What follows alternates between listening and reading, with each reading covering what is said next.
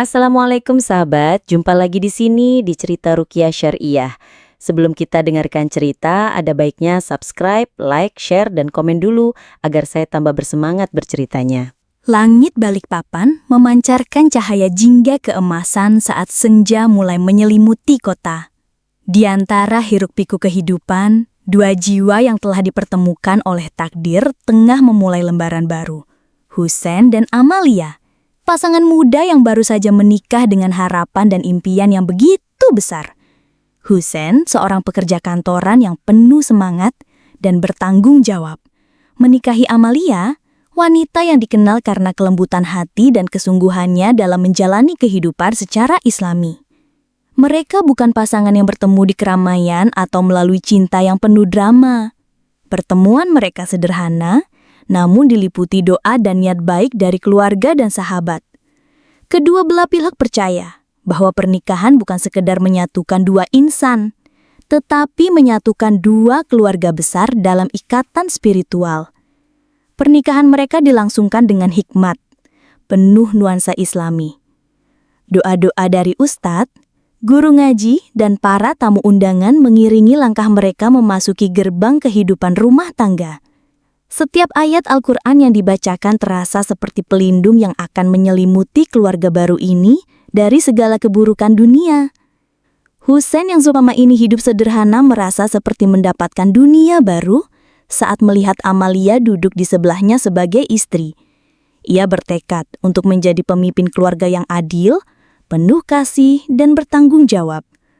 Sementara Amalia, dengan hati yang bersyukur mengikrarkan dirinya sebagai istri yang siap mendampingi dalam suka dan duka. Di hari pertama pernikahan, suasana rumah mereka seperti surga kecil.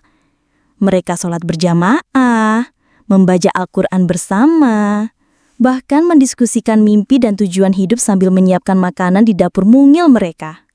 Tidak ada hal mewah. Semua dijalani dalam kesederhanaan, tapi penuh kehangatan dan cinta yang tulus. Tahun pertama pernikahan membawa kebahagiaan luar biasa.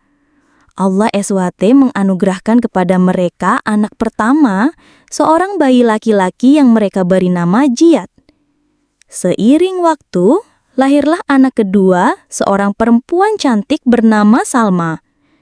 Dua cahaya hati itu seakan menjadi bukti bahwa Allah ridho terhadap pernikahan mereka. Husein makin giat bekerja, sementara Amalia merawat kedua buah hati mereka dengan penuh kesabaran dan cinta. Setiap tangisan bayi, setiap tawa kecil menjadi penyemangat untuk menjalani hari-hari yang penuh tantangan. Rumah kecil di Balikpapan itu menjadi saksi atas perjuangan mereka. Meski tinggal sederhana, tidak pernah terdengar keluhan dari pasangan ini. Mereka merasa cukup, bahkan sangat bersyukur atas karunia yang Allah berikan. Salah satu kebiasaan yang selalu mereka jaga adalah berdoa bersama setelah sholat Isya.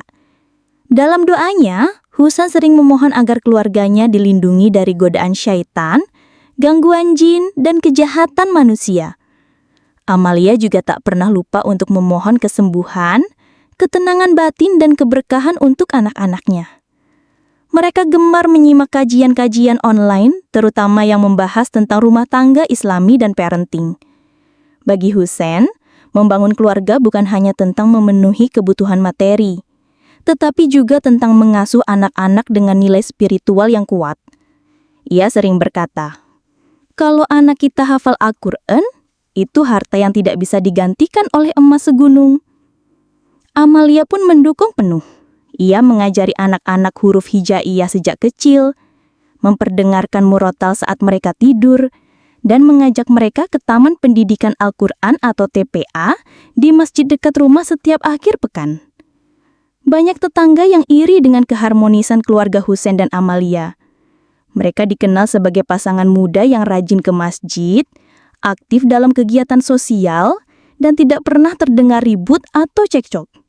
Bahkan, beberapa pasangan yang lebih tua sering menjadikan mereka contoh dalam mendidik anak dan membina rumah tangga Islami. Namun, seperti sabda Rasulullah, bahwa setiap rumah tangga pasti akan diuji. Karena ujian adalah bagian dari proses penyucian jiwa dan peningkatan derajat di sisi Allah. Hujan itu belum terlihat di tahun pertama. Semua masih tampak indah. Tapi ibarat langit yang perlahan berubah kelabu sebelum hujan turun, tanda-tanda perubahan mulai muncul. Awal tahun kedua pernikahan mereka berjalan dengan ritme yang berbeda. Kehidupan yang dulunya penuh canda dan doa mulai berubah menjadi percakapan singkat yang dipenuhi tekanan. Jika dulu Hussein selalu pulang kerja dengan senyuman dan pelukan, kini ia lebih sering diam, bahkan tak jarang terlihat gusar dan letih. Amalia pun mulai merasakan perubahan itu.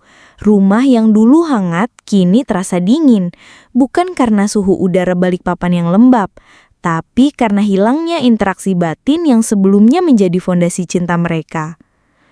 Hussein mulai merasa mudah tersinggung. Masalah kecil seperti lauk yang kurang asin atau anak-anak yang ribut bisa menjadi pemicu pertengkaran panjang.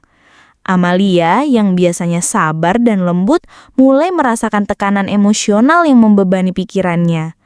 Ia pun mulai berprasangka, apakah ku kurang berusaha sebagai istri? Apakah Hussein sudah jenuh? Tapi ketika ia mencoba bicara dari hati ke hati, Hussein justru menutup diri dan mengalihkan pembicaraan. Komunikasi yang menjadi nafas rumah tangga Islami mulai melemah. Malam-malam mereka tak lagi diisi dengan doa bersama. Rutinitas spiritual berubah menjadi formalitas belaka. Bahkan beberapa kali sholat berjamaah terlewatkan karena kesibukan dan suasana hati yang kacau.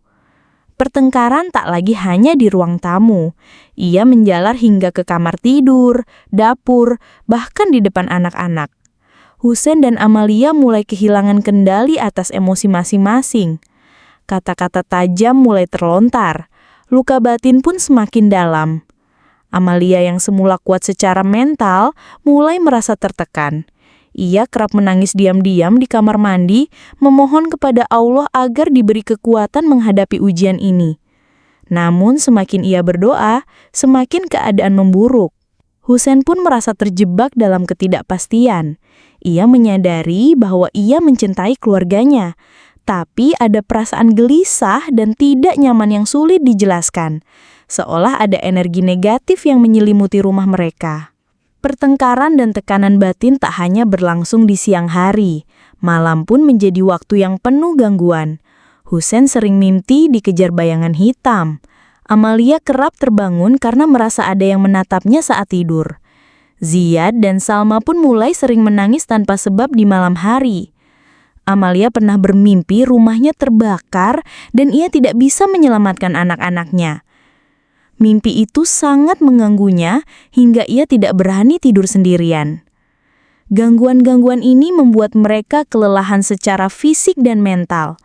Tubuh yang letih membuat emosi semakin tidak stabil. Akibatnya, pertengkaran menjadi semakin sering dan semakin tajam.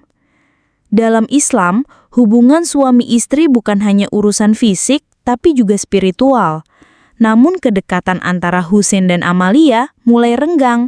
Mereka saling menjauh, bahkan untuk sekadar menyapa terasa berat.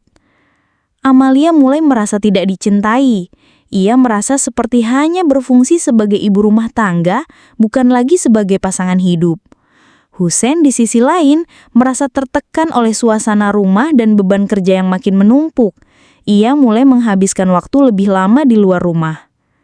Mereka tak lagi berbicara tentang cita-cita atau masa depan.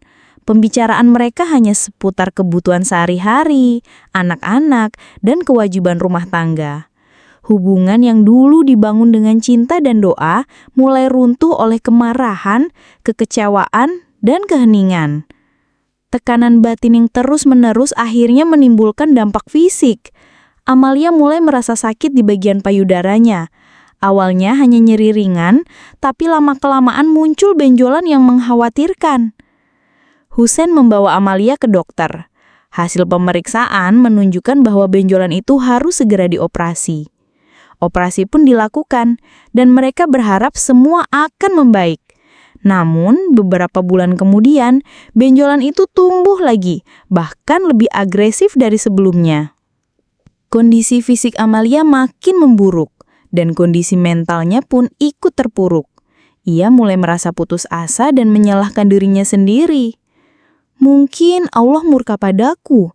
Mungkin ini semua karena dosa-dosa masa laluku, batinnya menangis. Namun, bukan hanya Amalia yang merasa goyah.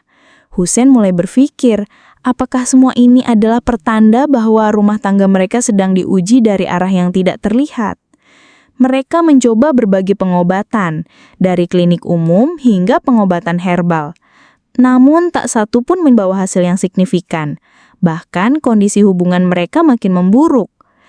Akhirnya, salah seorang teman menyarankan untuk mencoba pengobatan alternatif, yaitu terapi dari paranormal yang katanya mampu menyembuhkan penyakit yang tidak terdeteksi medis.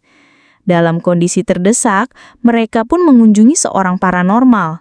Tempatnya agak terpencil, dengan aroma dupa dan suasana mistis. Amalia diterapi dengan ritual yang penuh mantra dan kemenyan. Paranormal itu berkata, "Kamu sedang diikuti oleh makhluk halus. Ini bukan penyakit biasa." Husein awalnya skeptis, tapi melihat kondisi Amalia, ia pun pasrah. Mereka menjalani beberapa sesi terapi dengan berbagai ritual aneh yang sering membuat Amalia kelelahan dan tambah lemah. Namun setelah beberapa bulan, kondisi tidak berubah. Bahkan Amalia mulai merasa semakin berat secara batin. Ia sering malas beribadah, mudah marah, dan tubuhnya seperti tidak punya energi. Anak-anak pun mulai tampak murung dan tidak seceria dulu. Kini rumah tangga mereka bukan hanya retak, tapi seolah kehilangan arah. Setiap hari terasa seperti hukuman. Kebahagiaan yang dulu mereka rasakan berubah menjadi kenangan yang menyakitkan. Mereka mulai merasa bahwa rumah mereka bukan lagi tempat istirahat, melainkan medan perang batin. Mereka mencoba bertahan karena anak-anak, tapi luka yang terus bertambah membuat mereka hampir menyerah. Amalia pernah berkata dalam tangisnya, "Kalau bukan karena Ziyad dan Salma, mungkin aku sudah pergi." Namun, Allah tak pernah meninggalkan hambanya. Di tengah kegelapan, sebuah harapan kecil mulai muncul. Sebuah undangan kajian di masjid yang membahas tentang gangguan jin dan sihir dalam rumah tangga membuka mata mereka bahwa mungkin masalah mereka bukan sekadar konflik batin atau penyakit medis. Mungkin ada sesuatu yang tak terlihat sedang mengusik ketenangan mereka. Tak ada angin, tak ada badai. Amalia bangun pagi itu dengan rasa nyeri di bagian payudaranya. Ia pikir itu hanya pegal biasa, efek dari rutinitas harian yang padat, menyusui Salma, bermain dengan Ziyad, dan menjalankan tugas rumah tangga. Tapi rasa sakit itu tidak pergi. Justru hari demi hari semakin kuat menusuk dan melemahkan tubuhnya. Dalam diam, ia menyimpan keluhnya. Ia tak ingin menambah beban Husein yang sudah terlihat letih dengan masalah rumah tangga. Tapi tubuh tidak bisa berbohong. Suatu pagi saat mandi, Amalia merasakan benjolan kecil di bawah kulitnya. Hati langsung dipenuhi rasa cemas yang tak tertahan. Benjolan itu membuat pikirannya kacau. Ia tak langsung mengatakannya pada Husein. Selama beberapa hari, Amalia mencari informasi di internet, membaca artikel tentang kanker payudara, tumor jinak, dan berbagai jenis gangguan hormon. Setiap hasil pencarian hanya menambah rasa takut. Akhirnya, ia mengumpulkan keberanian dan mengabarkan kepada Husein. "Bang, aku rasa aku harus periksa ke dokter, ada yang aneh." Husein kaget, tapi mencoba tenang. Ia mendukung penuh keputusan Amalia untuk melakukan pemeriksaan. Dengan rasa khawatir yang terbungkus doa, mereka pergi ke rumah sakit. Pemeriksaan awal menunjukkan adanya massa yang harus segera dievaluasi lebih lanjut. Dokter menyarankan biopsi. Hasilnya menunjukkan bahwa benjolan tersebut tidak bersifat ganas, namun berpotensi tumbuh agresif jika tidak segera ditangani. Operasi pun dijadwalkan. Hari operasi tiba, dan meski kondisinya menguras emosi, Amalia berusaha tegar. Husein memegang tangannya sebelum masuk ruang operasi, menggumamkan doa dan zikir. Operasi berjalan lancar dan benjolan berhasil diangkat. Mereka bersyukur, berharap ini menjadi titik balik dari semua kesulitan. Namun harapan itu hanya bertahan sebentar. Beberapa bulan setelah operasi, Amalia kembali merasakan rasa nyeri yang sama. Saat diperiksa ulang, ternyata benjolan baru tumbuh, bahkan lebih besar dan menyebar ke area lain. Rasa frustrasi mulai menguasai pikiran mereka. "Kenapa ini terjadi lagi?" tanya Amalia dalam hati. "Apa aku sedang diuji? Atau ada sesuatu yang salah?" Mereka mulai mempertimbangkan kemungkinan lain, bahwa ini bukan semata-mata masalah medis. Terlebih, perilaku Amalia mulai berubah. Ia menjadi lebih mudah marah, sering merasa gelisah tanpa sebab, dan mulai menjauh dari rutinitas ibadah yang dulu ia cintai. Sholatnya tak lagi khusyuk, bahkan kadang ia lupa membaca Al-Quran, padahal dulu ia selalu menutup hari dengan zikir dan doa panjang. Tidak hanya benjolan, kini Amalia sering merasa sesak tanpa sebab, pusing saat memasuki ruangan tertentu, dan bahkan kadang melihat bayangan samar melintas di sudut rumah. Ia merasa seperti diawasi. Anak-anak pun berubah. Ziad lebih sering menangis. Salma mulai sering mimpi buruk.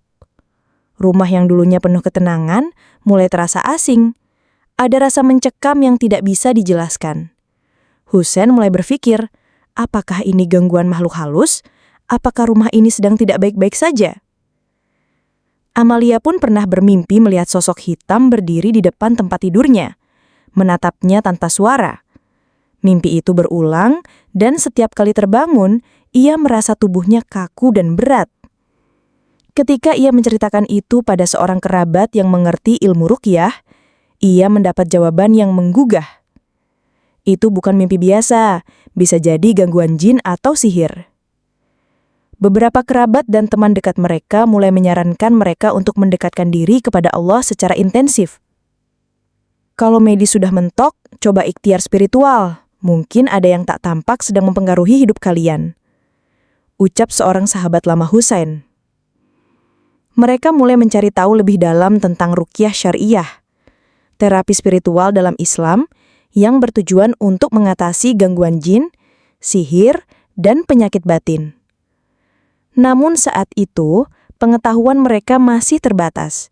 Yang mereka tahu hanyalah metode ruqyah sering dianggap hanya untuk orang yang kerasukan.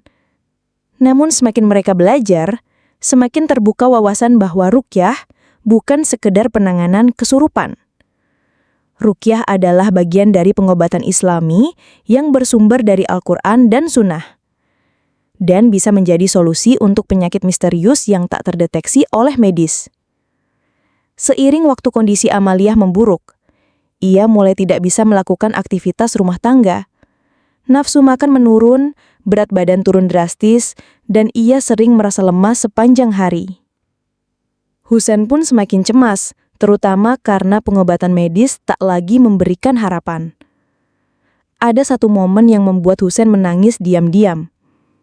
Amalia duduk termenung sambil berkata, "Bang, kalau aku nggak kuat lagi, jaga anak-anak ya." Ucapan itu bukan keluhan biasa. Itu jeritan batin seorang istri yang merasa dikalahkan oleh penderitaan yang tak kunjung reda. Husain pun mulai kehilangan arah.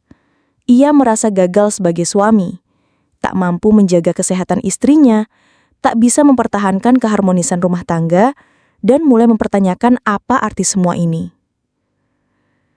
Namun di tengah gelapnya hati, cahaya masih bisa menyusup. Di suatu malam, saat Husain merenung di masjid usai salat Isya, ia bertemu dengan seorang jamaah yang bercerita tentang pengalaman ruqyah syariah. "Saya dulu kena sihir juga. Alhamdulillah setelah diruqyah semua terungkap," ujarnya. Percakapan itu menjadi titik awal pencarian Husain dan Amalia menuju ikhtiar spiritual yang lebih dalam. Samar tak selalu berarti selamat. Di saat cahaya tak lagi menerangi jalan ikhtiar, manusia sering tergoda menapaki jalur yang terlihat cepat walau berbahaya. Itulah titik yang dialami oleh Husain dan Amalia ketika akal dan hati hampir menyerah. Setelah upaya medis dan terapi herbal tak memberikan hasil, dan benjolan Amalia terus tumbuh kembali, mereka terjebak dalam dilema. Di satu sisi, mereka ingin tetap berpegang pada pengobatan yang mereka pahami secara syar'i. Di sisi lain, desakan mental, kondisi fisik Amalia yang makin menurun, serta tekanan konflik rumah tangga memaksa mereka mencari jalan pintas. Lalu datanglah saran dari seorang kenalan lama Husein. Namanya Fadli, tetangga lama yang kebetulan berkunjung ke rumah mereka. Setelah melihat kondisi Amalia yang semakin lemah dan mendengar kisah pertengkaran yang terus berulang, Fadli mengusulkan. Ada seorang paranormal di pinggir kota, katanya bisa menyembuhkan penyakit yang gak terdeteksi dokter. Banyak orang sembuh setelah diterapi di sana. Awalnya Husein menolak halus. Maaf Li, saya lebih percaya pada pengobatan Islami. Tapi Fadli tak menyerah. Pengobatan itu tetap ikhtiar bro. Lagian dia pakai ayat-ayat juga kok. Ada yang bilang bahkan bacaan doanya mirip ruqyah. Desakan mental dan perasaan tak berdaya membuat logika Husein hoyah. Ia tidak ingin kehilangan Amalia. Ia tidak ingin anak-anaknya tumbuh tanpa ibu. Akhirnya, mereka pun setuju untuk mencoba. Mereka datang ke sebuah rumah di pinggir kota. Bangunan tua dengan tirai hitam di jendela, aroma dupa menyengat sejak melangkah masuk, dan suasana yang membuat bulu kuduk berdiri. Seorang lelaki tua menyambut mereka, mengenakan jubah putih dan peci hitam. Ia mengaku sebagai master energi spiritual dan mengatakan bahwa Amalia memang sedang dikunci oleh kekuatan gaib. Benjolan itu bukan tumor biasa, ujarnya dengan nada penuh teka-teki. Itu wujud dari energi negatif yang dikirim untuk menghancurkan hidupmu. Amalia gemetar. Walau skeptis, di dalam dirinya ada harapan kecil bahwa mungkin ini adalah jalan keluar. Sang paranormal mulai melakukan terapi, menggambar simbol di selembar kain, membacakan sesuatu yang mirip dengan zikir namun bercampur bahasa asing, dan menyuruh Amalia memejamkan mata. Terapi berlangsung selama hampir 2 jam. Di sela-sela ritual, Amalia disuruh minum air yang telah dibacakan mantra, dibalurkan minyak zaitun campur kemenyan di bagian tubuh tertentu, serta diminta pulang kantong kain berisi pasir dan benang merah untuk ditaruh di bawah tempat tidur. Setiap sesi, mereka diminta membayar cukup besar. Paranormal itu berkata, "Ini bukan biaya, ini persembahan untuk mengaktifkan energi pembersihan." Husein yang selama ini mengelola keuangan keluarga mulai merasa janggal. Tapi karena ia melihat Amalia sedikit lebih tenang setiap kali pulang dari terapi, ia terus membujuk hatinya untuk percaya. Padahal ketenangan itu semu. Bahkan Amalia mulai mengalami mimpi buruk yang lebih intens. Ia melihat dirinya dikurung dalam peti hitam, dikelilingi api, dan sosok besar yang tertawa di kejauhan. Kadang ia mendengar bisikan saat sholat, menyuruhnya untuk berhenti. Bukannya membaik, kondisi Amalia justru semakin tidak stabil. Emosinya makin meledak-ledak, tubuhnya makin lemas, dan malam-malamnya penuh ketakutan. Ia juga mulai ketergantungan terhadap benda-benda dari paranormal itu. "Kalau air ini belum diminum, rasanya nggak bisa tidur," katanya sambil memeluk botol kecil berisi cairan beraroma tajam. Husein mulai gelisah. Ia merasa ada yang salah, namun tak tahu harus bagaimana. Bahkan anak-anak pun mulai terdampak. Salma pernah berkata, "Mama sering marah dan serem sekarang, aku takut deket Mama." Keharmonisan rumah tangga makin rusak. Amalia seperti bukan dirinya. Ia jadi enggan ke masjid, sering membatalkan puasa tanpa alasan kuat, dan kadang marah saat mendengar ayat-ayat Al-Quran diputarkan di rumah. Saat Husein mencoba memasang murotal surah Al-Baqarah, Amalia meringis dan berteriak, "Matikan, kepala aku mau pecah!" Itulah momen ketika Husein sadar bahwa mereka telah membuka pintu yang keliru. Gejala yang dialami Amalia mulai menunjukkan tanda klasik gangguan jin. Ketakutan tanpa sebab, reaksi negatif terhadap bacaan Al-Quran, mimpi bertemu makhluk gaib, perubahan perilaku drastis, ketergantungan pada benda-benda mistik. Husein mulai mencari informasi dan menemukan bahwa metode yang digunakan paranormal itu sama sekali tidak sesuai dengan prinsip ruqyah syariah. Bahkan sebagian praktiknya tergolong syirik karena melibatkan benda-benda perdukunan, mantra tak dikenal, dan keyakinan pada kekuatan selain Allah. Husein pun merasa hancur. Ia tidak hanya kehilangan uang dan harapan, tapi telah membuka celah bagi jin untuk berperan aktif dalam rumah tangganya. Di satu malam yang penuh gelisah, Husein menangis di sajadahnya.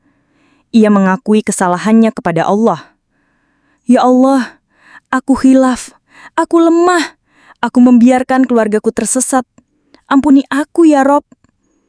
Ia pun mulai membersihkan rumah dari benda-benda pemberian paranormal itu. Kantong pasir, kain bertulisan simbol, air mistis, semua dibuang. Ia mulai menyetel Al-Quran kembali dan bertekad untuk kembali pada metode pengobatan yang diridhoi Allah. Namun, Amalia tidak langsung pulih. Ia mengalami reaksi hebat saat mendengar ayat ruqyah. Tubuhnya menggigil dan kadang bicara dengan nada berbeda. Itu adalah titik awal dari pertemuan mereka dengan ruqyah syariah yang sebenarnya. Pagi itu, langit Balikpapan tampak cerah, namun suasana hati Husein dan Amalia masih kelabu. Rumah yang dahulu menjadi pelabuhan rindu, kini seperti perahu karam di lautan masalah. Pertengkaran, penyakit, terapi mistik yang menyesatkan, semuanya menumpuk menjadi beban yang tak tertahankan.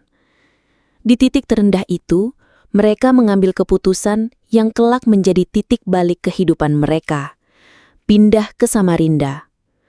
Bukan keputusan yang ringan. Di Balikpapan, mereka telah memiliki rumah sendiri, pekerjaan tetap, dan jaringan sosial. Namun, terkadang yang dibutuhkan bukan kemapanan, melainkan keberanian untuk memulai ulang. Mereka ingin keluar dari lingkaran kelan yang seperti tak berujung, berharap bahwa perpindahan ini membawa mereka pada kedamaian, bukan pelarian. Proses pindah berlangsung dengan sederhana namun penuh makna. Barang-barang penting dikemas, anak-anak dijaga agar tetap tenang, dan sebelum meninggalkan rumah, Husein menuntun Amalia dan anak-anak menggelar sajadah. Kita sholat 2 rakaat dulu, minta agar Allah tuntun langkah kita, ujar Husein lirih. Air mata Amalia mengalir. Semoga ini bukan akhir, tapi awal. Mereka mengucap salam terakhir kepada tetangga dan berangkat ke Samarinda. Kota itu tidak asing bagi mereka, tapi belum pernah mereka jelajahi sepenuhnya. Samarinda dikenal sebagai kota yang religius, dengan banyak aktivitas dakwah, kajian, dan komunitas spiritual yang aktif. Mereka berharap kota ini bisa menjadi tempat pemulihan batin mereka yang luka. Sesampainya di Samarinda, mereka menyewa rumah kecil di pinggir kota dekat dengan musola dan sekolah Quran. Walau sederhana, suasananya jauh lebih tenang dari rumah sebelumnya. Pohon-pohon rimbun di sekitar rumah membawa semilir angin damai yang terasa seperti pelukan langit. Husein segera mencari pekerjaan dan mendapat pekerjaan kontrak sebagai administrasi proyek. Sementara Amalia mulai mencoba kembali menjalankan rutinitas rumah tangga. Ia belum sepenuhnya pulih, baik fisik maupun mental, tetapi ada semangat baru yang mulai tumbuh. Anak-anak pun tampak lebih ceria. Mereka berkenalan dengan tetangga seusia dan mulai belajar di Taman Pendidikan Al-Quran. Dari raut wajah mereka, Husein dan Amalia tahu, hijrah ini bukan keputusan sia-sia. Di minggu ketiga mereka di Samarinda, Husein ikut sholat Jumat di masjid besar dekat pasar. Usai khutbah, seorang ustadz mengumumkan kegiatan ruqyah syariah massal yang akan diadakan pada hari Ahad. Tema kajian yang menyertainya adalah menangkal sihir pemisah dan penyakit spiritual dalam rumah tangga Muslim. Hati Husein tersentak. Judul kajian itu seolah ditulis khusus untuk dirinya. Pulang ke rumah, ia langsung mengabarkan kepada Amalia. Yang ceramah itu ustadz yang dikenal karena ruqyah sunnah, bukan dukun. Ini ruqyah sesuai Al-Quran, ucap Husein meyakinkan. Amalia terdiam, matanya berkaca-kaca dan ia mengangguk. Aku siap ikut. Selama ini kita salah arah. Sekarang aku mau berjuang cara yang benar. Hari Ahad pun tiba. Masjid dipenuhi jamaah yang ingin mengikuti kajian dan ruqyah. Ustadz membuka dengan ayat Al-Quran. Dan kami turunkan dari Al-Quran sesuatu yang menjadi penawar dan rahmat bagi orang-orang yang beriman. Surat Al-Isra ayat 82. Ustadz menjelaskan bahwa sihir pemisah dalam rumah tangga sangat nyata dan telah disebutkan dalam Al-Quran, seperti dalam kisah Harut dan Marut, surat Al-Baqarah ayat 102. Ia menyebutkan tanda-tanda sihir pemisah, yaitu pertengkaran tanpa sebab jelas, rasa benci yang datang tiba-tiba, komunikasi yang terputus, bahkan penyakit yang tak bisa dijelaskan secara medis. Amalia menangis saat Ustadz membaca ayat tentang kesembuhan, dan banyak peserta lain pun terisak. Seolah mereka semua merasa dirangkul oleh rahmat ilahi bahwa penderitaan yang mereka alami bukan halusinasi, tetapi nyata dan bisa dihadapi dengan kekuatan wahyu. Setelah kajian, sesi ruqyah syariah dimulai. Para jamaah duduk dalam barisan, menutup mata, dan mengikuti bacaan ayat-ayat ruqyah yang dipimpin oleh Ustadz dan tim ruqyah. Ketika dibacakan surat Al-Fatihah, Al-Baqarah 1-5, ayat kursi dan surat-surat lainnya, banyak peserta menunjukkan reaksi, tubuh bergetar, menangis, sebagian bahkan menjerit. Amalia juga mengalami reaksi. Tubuhnya menggigil, air matanya mengalir deras dan ia merasa dadanya sesak. Namun anehnya, rasa sakit yang selama ini mengendap seakan luruh perlahan. Ia merasakan seperti ada sesuatu keluar dari dalam dirinya, sebuah beban yang tak terlihat namun sangat nyata. Setelah sesi ruqyah, Ustadz memanggil beberapa peserta untuk konsultasi pribadi, termasuk Amalia dan Husein. Dari dialog itu, Ustadz menyimpulkan bahwa mereka mengalami sihir pemisah rumah tangga dan sihir penyakit yang ditanam melalui media gaib. Mungkin besar berasal dari terapi paranormal yang sebelumnya mereka jalani. Sihir itu dikirim agar rumah tangga kalian hancur dan tubuh kalian melemah. Tapi Allah Maha Penyembuh. Ini baru awal. Tutur Ustadz dengan penuh kasih.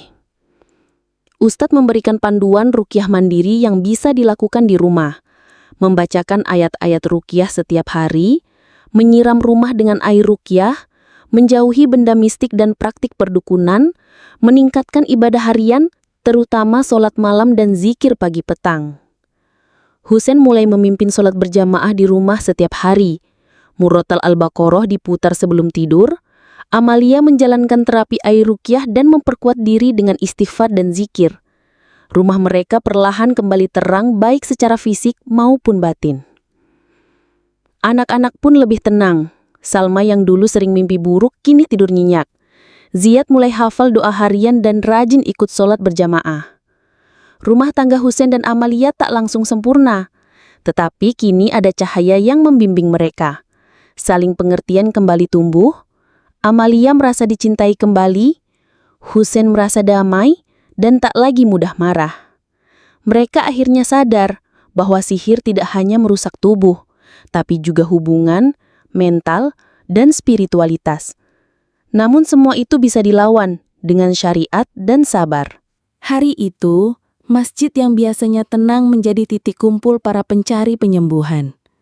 Pagi menjelang siang, atmosfer di dalamnya dipenuhi lantunan zikir dan ayat suci yang menggema lembut, namun tajam menembus kalbu. Husein memegang tangan Amalia erat. Mereka duduk bersisian, berhadapan dengan tim ruqyah syariah yang telah bersiap menjalankan sesi ruqyah khusus. Amalia tampak gelisah. Di matanya ada harapan bercampur takut. Ini bukan lagi sesi terapi mistik seperti dulu, melainkan pengobatan ruhani berdasarkan wahyu. Bacaan yang digunakan bukan mantra tak jelas, tetapi ayat-ayat Al-Quran yang sudah lama menjadi pengingat jalan hidup umat Islam. Ustaz memulai dengan basmalah dan doa pelindung.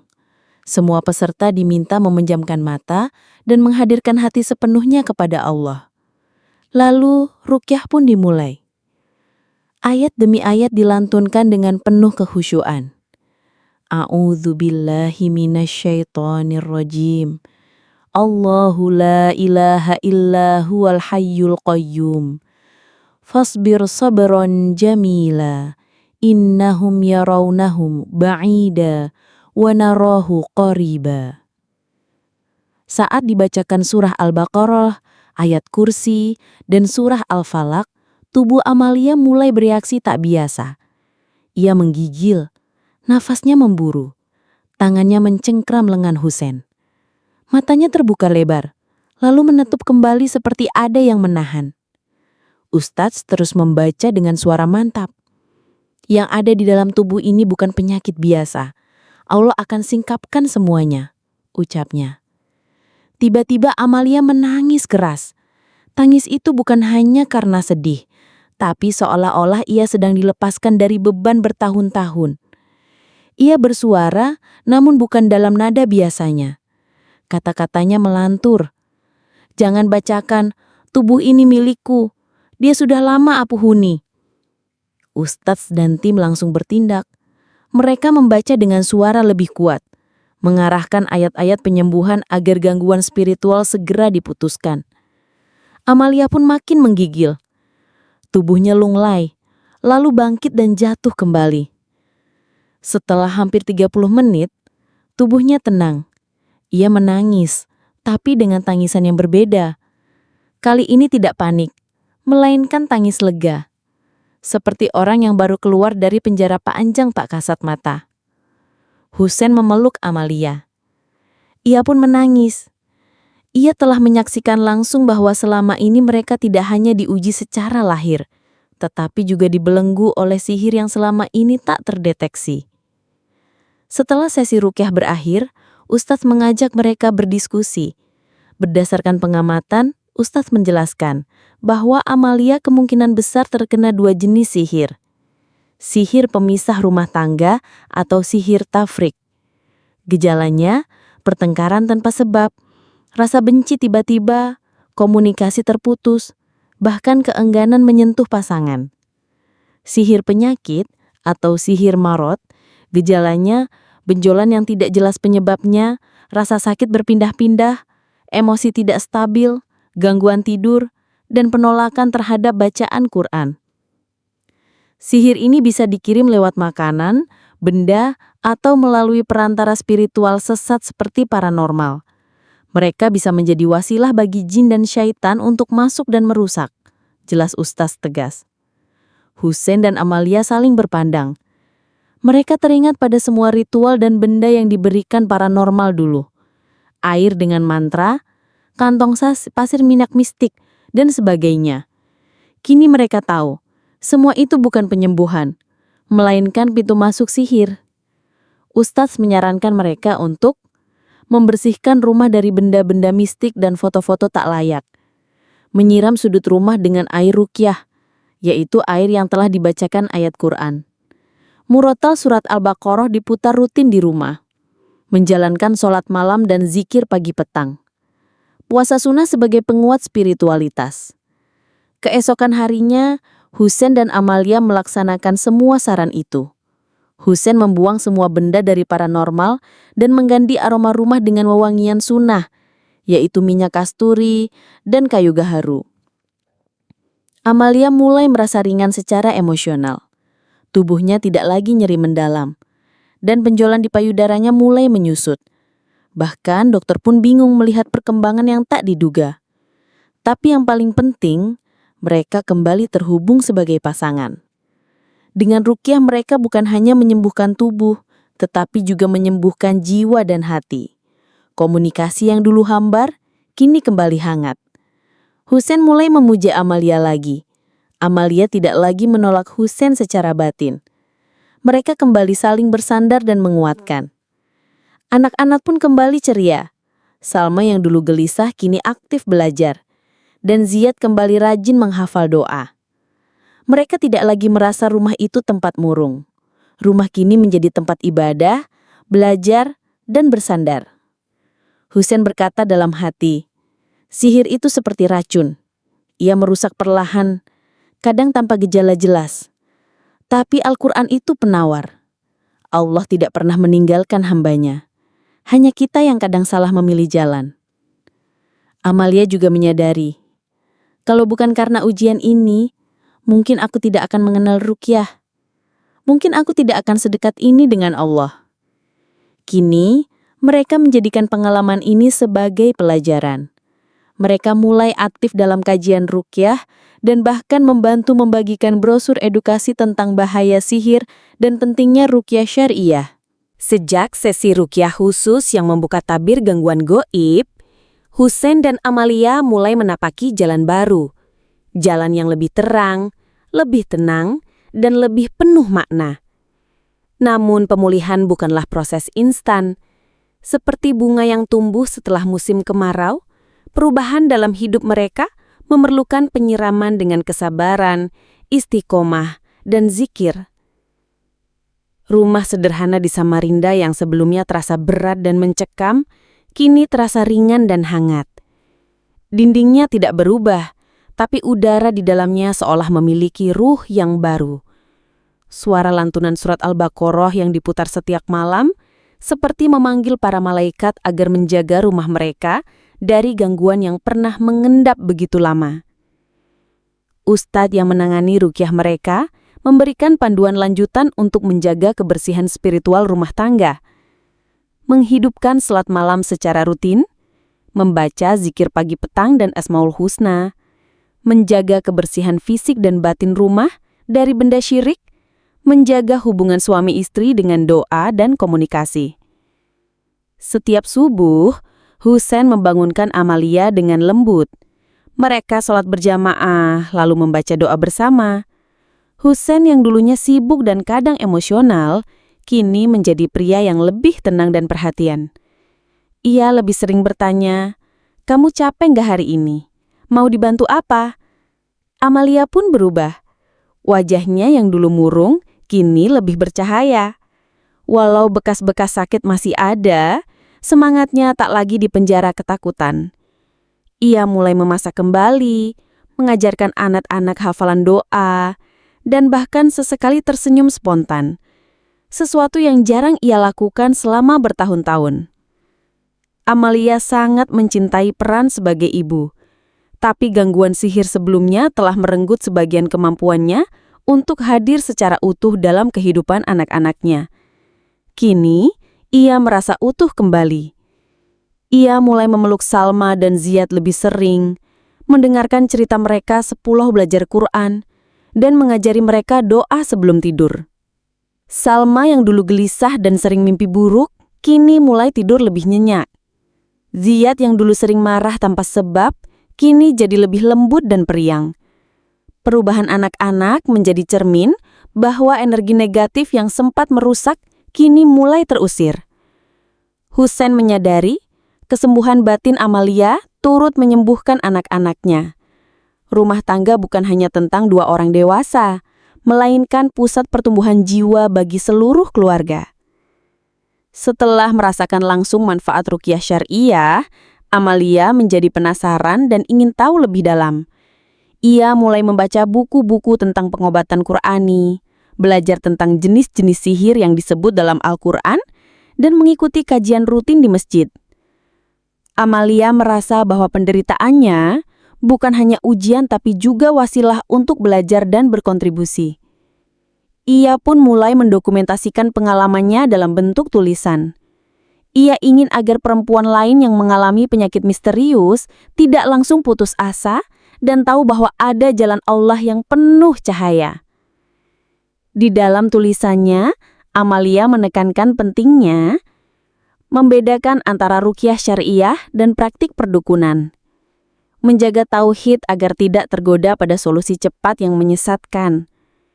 Menguatkan ibadah untuk membersihkan hati dan tubuh dari energi buruk. Beberapa tulisannya bahkan dibaca oleh komunitas dakwah wanita dan ia diminta menjadi narasumber dalam kelas penguatan spiritual. Salah satu dampak terbesar dari proses ruqyah bukan hanya pemulihan fisik, melainkan pemulihan cinta. Husein dan Amalia mulai merasa seperti pasangan baru, tetapi lebih dewasa dan lebih beriman. Mereka tidak lagi bertengkar karena hal remeh, tidak saling menyalahkan, dan mulai belajar mengenal satu sama lain kembali. Mereka sering berbagi perasaan sebelum tidur. Husain berkata, "Aku merasa bersalah dulu. Aku nggak ngerti kamu. Tapi sekarang aku tahu, kamu bukan bermasalah. Kita sedang diuji bersama." Amalia pun membalas, "Aku pun sempat putus asa. Tapi kamu nggak menyerah sama aku. Itu yang bikin aku kuat." Mereka mulai merancang tujuan baru bersama. Menabung untuk haji, menyekolahkan anak-anak ke pesantren tahfiz, dan membangun rumah yang akan jadi markas dakwah kecil. Karena perubahan mereka sangat mencolok, tetangga mulai bertanya, "Kok sekarang wajah kalian cerah ya? Rumahnya adem banget. Dulu kayak sering ribut." Husain menjawab dengan senyum, "Kami dulu salah jalan. Sekarang Allah tuntun ke jalan yang benar." Mereka tidak segan bercerita tentang pengalaman mereka terkena sihir dan bagaimana ruqyah syariah membantu membuka semuanya. Namun mereka menyampaikannya dengan penuh hikmah agar tidak menakuti tapi justru menguatkan hati orang lain. Suatu hari, pasangan muda datang meminta bantuan. Istri mereka sering sakit dan suami sering merasa marah tanpa sebab. Husain dan Amalia mengajak mereka ikut kajian ruqyah, dan kisah Husain pun jadi jembatan bagi orang lain untuk menemukan cahaya. Kini, kehidupan Husain dan Amalia bukan sekedar pulih, tapi benar-benar baru. Mereka bukan orang yang sama seperti 7 tahun lalu. Mereka jauh lebih sadar, lebih dekat pada Allah, dan lebih kuat sebagai pasangan dan orang tua. Mereka sadar bahwa gangguan spiritual bukan hal mistik yang harus ditakuti, tapi tantangan iman yang bisa ditaklukkan dengan zikir dan tauhid. Mereka juga sadar bahwa cinta sejati tumbuh ketika dua insan berjuang, bukan hanya saat segalanya terasa ringan. Proses ruqyah syariah bukan hanya menyembuhkan sihir, tetapi menyembuhkan luka-luka yang tersembunyi selama ini. Kini mereka tidak hanya sehat secara lahir, tetapi juga sehat secara batin. Langit Samarinda pagi itu tampak cerah, seolah ikut merayakan ketenangan yang baru singgah di rumah kecil keluarga Husain dan Amalia. Setelah berbulan-bulan melalui proses ruqyah, pemulihan spiritual, dan rekonstruksi keharmonisan rumah tangga, kini mereka duduk di ruang tamu dengan perasaan yang berbeda, bukan hanya lega, tetapi penuh makna. Ujian selama hampir 9 tahun seakan telah menempa mereka menjadi pribadi dan pasangan yang lebih kuat. Tidak ada lagi bayangan-bayangan gelap, tidak ada lagi keraguan dalam cinta, dan tidak ada lagi kepasrahan yang sunyi. Sebaliknya, kini mereka memiliki satu hal yang jauh lebih penting dari sebelumnya. Pemahaman mendalam tentang hikmah dari setiap cobaan. Husain duduk sendiri di sajadahnya. Ia memandang jendela, melihat anak-anaknya bermain di halaman. Hatinya penuh syukur. Ia teringat saat-saat Amalia menangis dalam pelukan, saat tubuh istrinya melemah dan ia tak tahu harus berbuat apa. Tapi kini, mereka telah melewati badai itu. Dalam sujudnya ia berdoa lirih. "Ya Allah, Engkau datangkan sihir agar kami belajar bersabar, agar kami kembali kepadamu." Ia sadar bahwa selama ini, dirinya terlalu terpaku pada solusi duniawi. Ketika rumah tangga retak, ia marah. Ketika istri sakit, ia panik. Ketika hidup terasa berat, ia mencari jalan pintas. Tapi kini ia memahami bahwa jalan Allah tidak selalu mudah, namun selalu benar. Di ruang dapur, Amalia menuliskan jurnal pribadinya. Ia sudah lama menulis, tapi baru kali ini setiap kata terasa berarti. Ia menulis, "Jika sihir tidak datang, mungkin aku tak akan pernah mengenal ruqyah. Jika penyakit itu tidak tumbuh, mungkin aku tak akan mendekat kepada Al-Quran. Jika konflik tidak memecah kesatuan kami, mungkin aku tak akan belajar memaafkan. Aku akhirnya tahu, ujian bukan hukuman, tapi panggilan dari Allah untuk menjadi hamba yang lebih utuh." Ia mengingat masa-masa terkelam itu bukan dengan dendam atau luka, tetapi dengan rasa haru yang mendalam. Ia kini tahu bahwa kesembuhan tidak melulu soal fisik, melainkan tentang kembali menyatu dengan jiwa yang dulu terpisah dari cahaya ilahi. Hubungan antara Husain dan Amalia kini berdiri di atas fondasi yang lebih kokoh. Bukan hanya cinta, tetapi tanggung jawab sebagai hamba Allah untuk menjaga ikatan yang telah diamanahkan kepada mereka.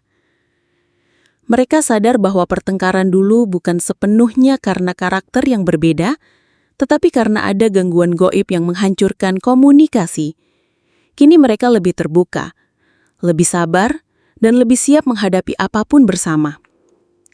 Mereka mulai menerapkan prinsip-prinsip rumah tangga Islami. Musyawarah sebelum mengambil keputusan, komitmen sholat berjamaah, membaca Al-Quran bersama anak-anak, menjaga hak-hak pasangan dalam ibadah dan kasih sayang. Setiap malam sebelum tidur, Husain dan Amalia saling mengucapkan syukur. Alhamdulillah, kita masih bersama, kita masih dalam lindungan Allah. Salah satu pelajaran terbesar yang mereka dapatkan adalah bahwa ikhtiar harus lurus, tidak menyimpang dari syariat. Ketika dulu mereka mendatangi paranormal, itu adalah bentuk keputusasaan yang salah arah.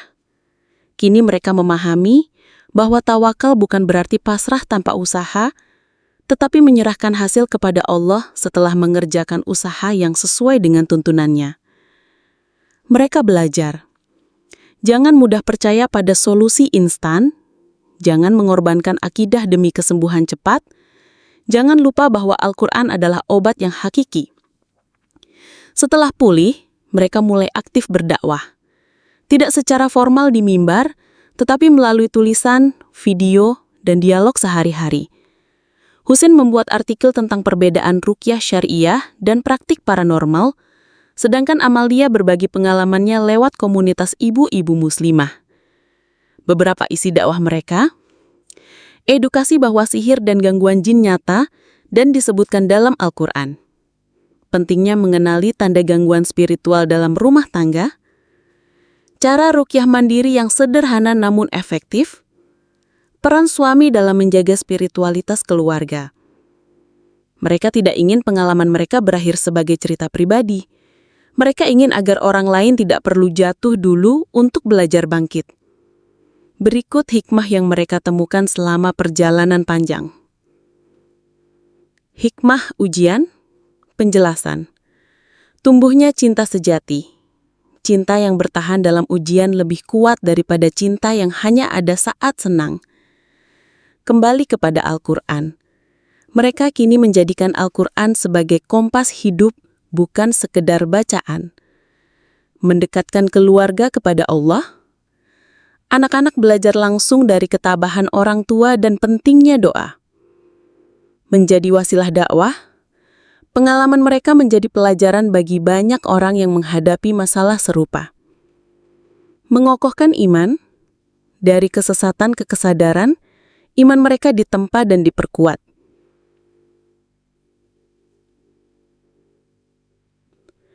Rumah yang dulu penuh konflik kini menjadi tempat berkumpulnya zikir. Setiap hari ada kajian kecil, anak-anak tetangga datang belajar Quran, dan aroma ketenangan menyelimuti setiap sudut ruangan. Mereka juga mulai menabung untuk membangun rumah belajar Quran gratis bagi anak-anak di daerah sekitar.